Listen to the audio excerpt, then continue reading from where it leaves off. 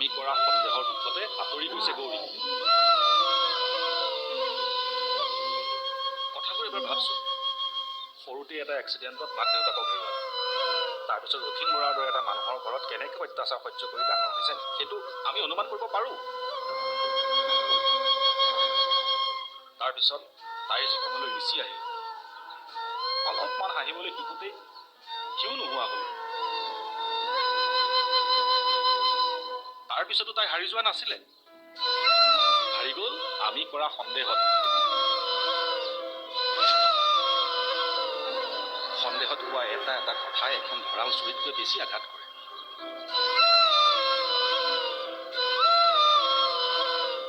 বাহিৰৰ পৰা মানুহে দেখাকৈ তেজ নোলায়, বিষটো বহুত বেছি হয়। বুজি পাওঁ, কিন্তু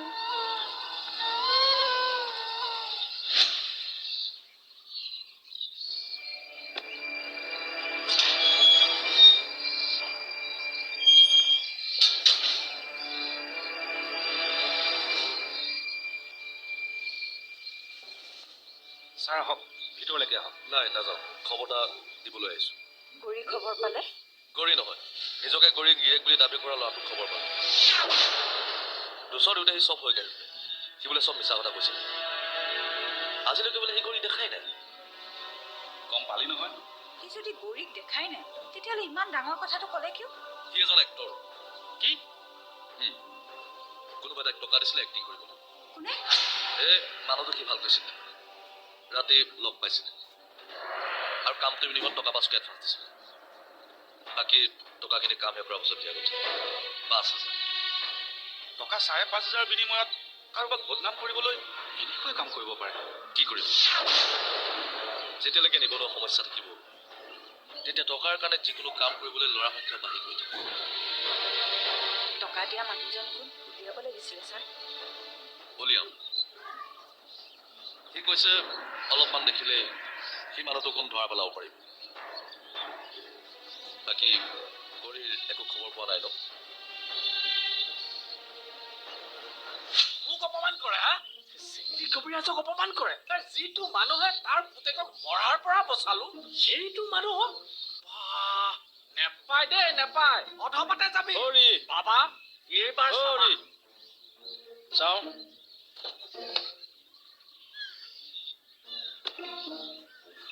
কাক গালি পাৰি আহিছে? অকৃতজ্ঞ এটাক। নামটো মোহন দাস। পুতেকক মই বচালো মৰাৰ পৰা, এতিয়া আকৌ সি মোকে কি ক'লে? চাওক ছাৰ, সি কৈছে প্ৰয়োজন হ'লে বোলে সি DNA টেষ্টটো কৰাব। গুড। কি গুড ছাৰ? তাক মই ক'লো টেষ্টত যদি বেলেগ ৰিজাল্ট ওলায়, কওঁতে লগে লগে তাৰ যিটো মোক চুই কিলাবলৈহে বাকী। কাহিনী এইটোহে। দুখ পাইছো ছাৰ। ছাৰ, আপুনি যদি ল'ৰাটো সিহঁতৰ নহয় বুলি প্ৰমাণ কৰিব বিচাৰে মোক ক'ব। মই যা তাক মই উলিয়াই আপোনাক সহায় কৰি দিম। গাঁৱৰ মানুহৰ মাজতো এই বাতৰিটোকে প্ৰচাৰ কৰি দিম।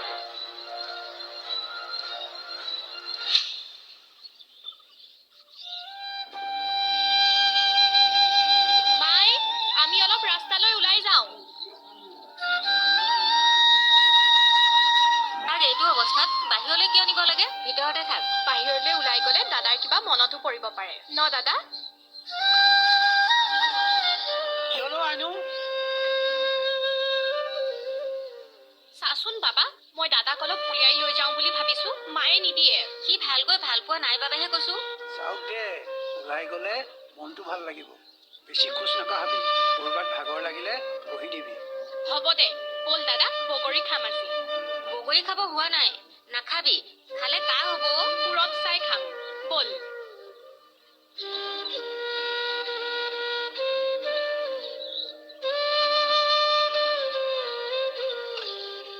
মোৰ দেখোন কিবা ভয় ভয়হে লাগিছে। কিয়?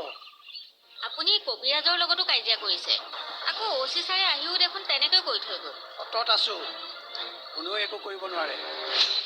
বৰ বেছি চিন্তা নকৰিব। গৌৰীয়ে কিবা এটা ভাবিয়ে ঘৰৰ পৰা ওলাই গৈছে। তেওঁ নিজক চম্ভালি ল'ব পৰা ছোৱালী, চম্ভালি ল'ব। কিন্তু কোনোবা বেয়া মানুহৰ হাতত পৰে বুলিহে একো চিন্তা হৈছে। আপোনাক তেওঁ মা বুলি ভাবিছে, এখেতক দেউতা। আৰু আপোনালোকে তেওঁক বিশ্বাস কৰিব নোৱাৰে এনেকুৱা বেয়া মানুহৰ হাতত পৰাটো এতিয়া তেওঁৰ বাবে সৰু কথা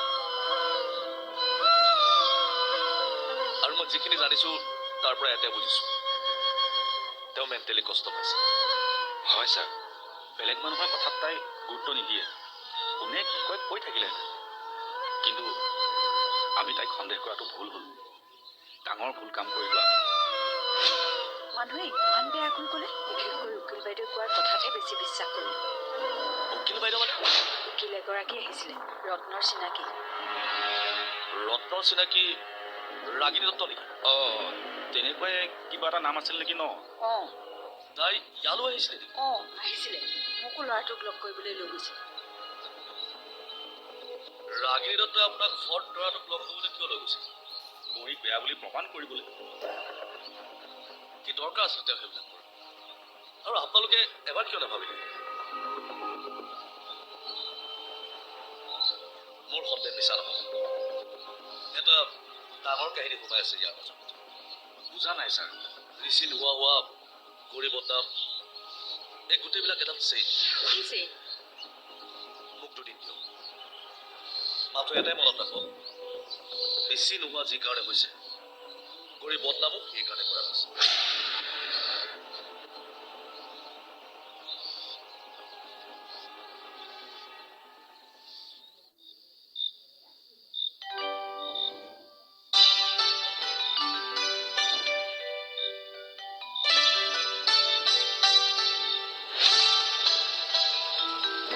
বাবা কিয় কোনোবা আহিছে অঁ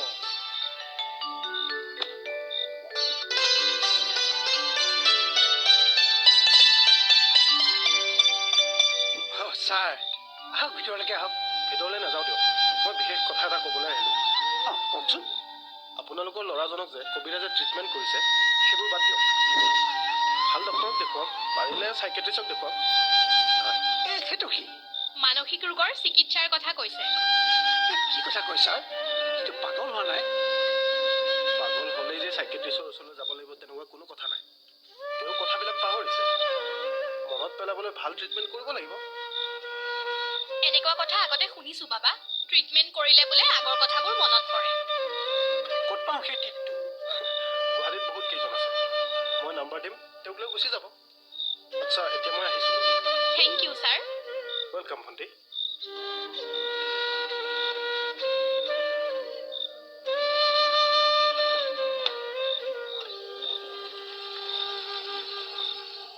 এবাৰ মাথো কোৱা হ'ব ৰাখলীলা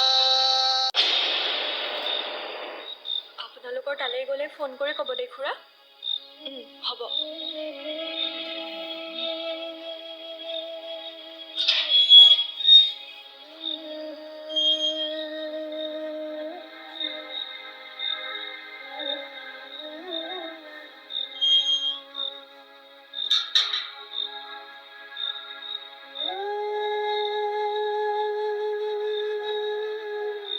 গুৱাহাটীৰ ভাড়াঘৰৰ মালিক খুৰালে ফোন কৰিছিলোঁ বৌ তালৈও যোৱা নাই গ'লেই ফোন কৰিব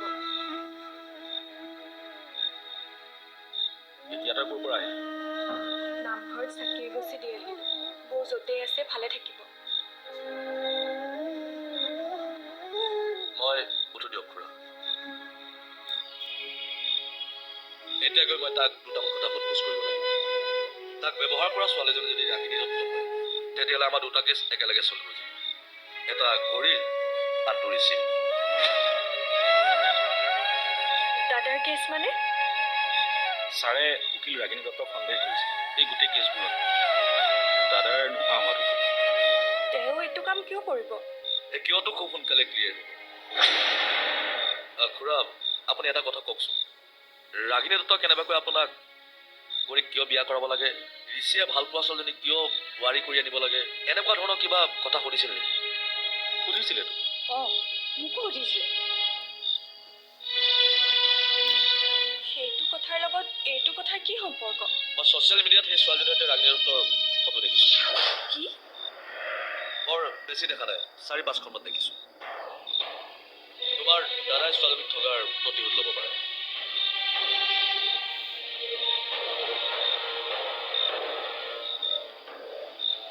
নাই মই সন্দেহ কৰিছোঁ চিয়'ৰ নহয় সেই ধৰাটোক কোনে ব্যৱহাৰ কৰিছিলে তাক আগতীয়াকৈ উলিয়াই লওঁ তাৰপিছত অতি সোনকালে ঋষিৰ হত্যাকাৰীকো উলিয়াম আহোঁ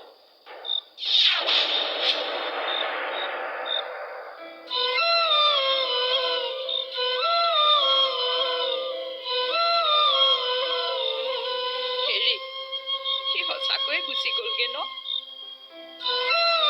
আমাৰ ওচৰলৈ নহাকৈয়ে গুচি গ'লগে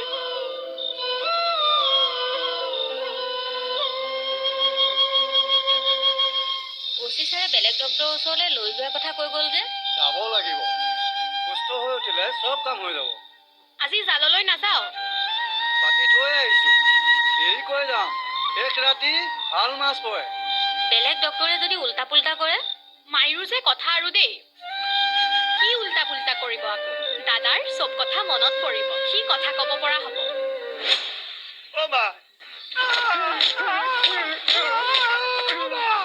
এই মাৰ বাপেৰৰ নাম পাছত ল'বি প্ৰথমে ক কোনে তোক এইটো কামত লগাইছিলে पैसा नहीं सर बुक में गामूसा बड़ा था गामूसा बड़ा था तूने हिंदी बोलने से मुझे सर ने मारने के लिए बुलाया सर eu hindi बोले तो कोई आता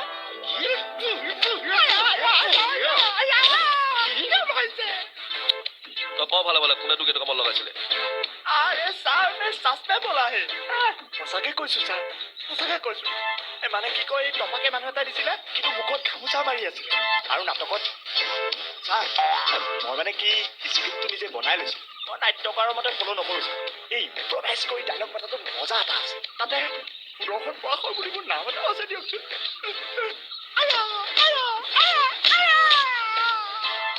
এনেকে কোবাইছে কিয় এই ছাৰে বনাই বনাই সংলাপ কবি আৰু এতিয়া মানুহটো কোন পাহৰিলি কোন মানুহ মনত পেলা বৰা ছাৰ ইয়াৰ মনত নেপেলালৈকে দিয়ে থাকো ছাৰ মই আহি আছো অ'কে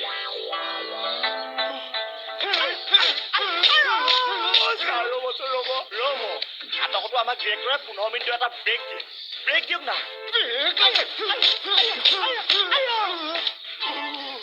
বেয়াকে ফচি গলো এবাৰ মাথো কোৱা হ'ব ৰাখলীলা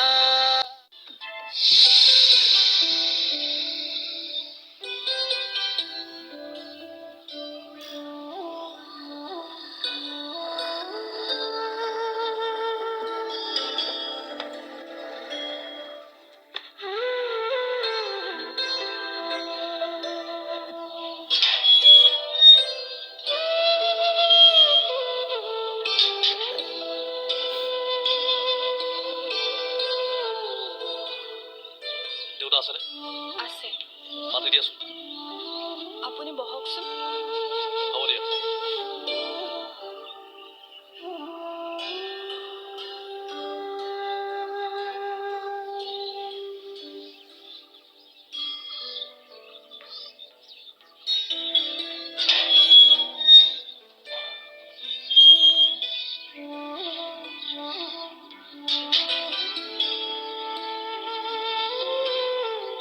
ছাৰ আপুনি ইমান পুৱাই আহিলে যে খবৰ এটা দিয়াটো জৰুৰী বুলি ভাবি আহিলো কি খবৰ ছাৰ গৌৰীৰ খবৰ কিবা পাইছে নেকি গৌৰী নহয় গৌৰী গিয়ে বুলি দাবী কৰাটো মতে কোনোবা টপা মানুহ এটা পইচা দিছিলে এইটো কাম কৰিবলৈ টপা মানুহ কোন হ'ব পাৰে যোনেই নহওক কিন্তু এটা কথা স্পষ্ট যে ৰাগিনী দত্তই এইটো কাম কেতিয়াও অকলে কৰা নাই ঋষিৰ লগত হোৱা কাণ্ডটো এই টপা মানুহটো লগ হৈ কৰিছে আমাৰ ইয়াতো টপা মানুহ বহুত আছে কাক সন্দেহ কৰিব উলিয়াই আছো আপোনালোকক ক'বলৈ অহা কাৰণটো হ'ল আপোনালোকে অলপ মনত পেলাবলৈ চেষ্টা কৰক সন্দেহজনক কাৰোবাৰ কথা মনলৈ আহিলে মোক আপোনালোকে ফোন কৰি জনাব গৌৰীক বচোৱাৰ কাৰণে এই মানুহটোক পোৱাটো জৰুৰী বৌক বচোৱাৰ বাবে জৰুৰী বুলি ক'লে যে আপোনাৰ মতেতো বৌ নিজে কৰবালৈ গৈছে প্ৰণীৰ কথা সন্দেহ কৰি কৈ আছো গৌৰীক অনিষ্ট কৰাটো যদি ৰাগিনী দত্তৰ উদ্দেশ্য হয় তেতিয়া কথাটো বিপদজনক হ'ব পাৰে ঋষিৰ ঘটনাটোৰ দৰে কাৰোবাৰ সন্দেহ হ'লে আপোনালোকে মোক জনাব আহিছোঁ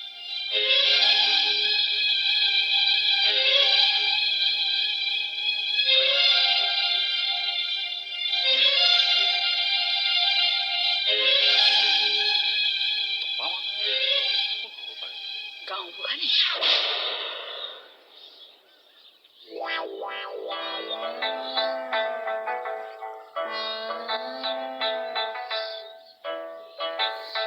কি হ'ল?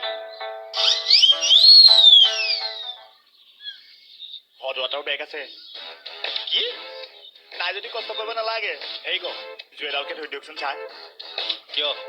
মানে ঠাণ্ডা পৰিছে যে আপোনাৰ মাৰত কামিয়া হিলি গৈছে এই তাপটো পাই থাকিলে বিষটো গম পাওঁ আকৌ পিটিব ন তোক মানে শিকি শিকি পিটিব লাগে ন এ জোৰ দিয়া নাই এই সুবিধা কৰি দিয়াহেঁতেন আপোনাৰ কামটো মই কৰি দিব পাৰিলোহেঁতেন মই আপোনাক ছাপৰ্ট কৰি গাটো পানী দিলোহেঁতেন চৰত দাঁত সলুকি যাব ছাৰে সোধাটো ভালে ভালে নকওঁ কিয় যদি জেললৈ যাবলৈ মন নাই এক্টিং কৰিলেও জেললৈ পঠিয়া অন্যায় হৈছে কি হ'ল বহ বহ কৈ থাক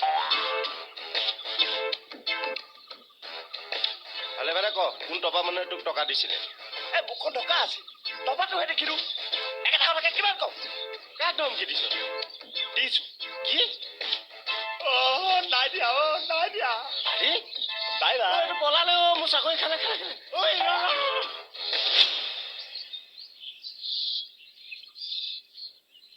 হেৰি কলৈ যায়? গাঁওবুঢ়াৰ ওচৰৰ পৰা আহোঁ, কথা পাতিব লাগিব তাৰ লগত। ৰ'বচোন।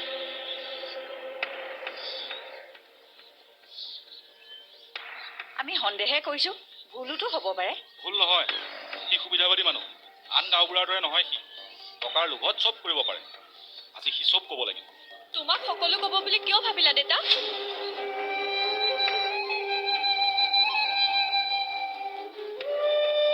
তুমি সোধা পোছা কৰিবলৈ গ'লে সি বেছি সাৱধানহে হ'ব। শেষত ASI ছাৰে পাবলগীয়া খবৰ নাপাব।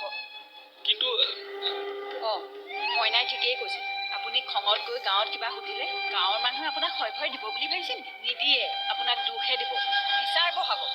তাৰমানে কি মই এতিয়া হাত সাৱটি বহি থাকিব লাগিব? বহি থাকিব নালাগে, তুমি ASI ছাৰক ফোন কৰি কোৱা। মইনাই ঠিকেই কৈছে, আপুনি এছা ছাৰক ফোন কৰক।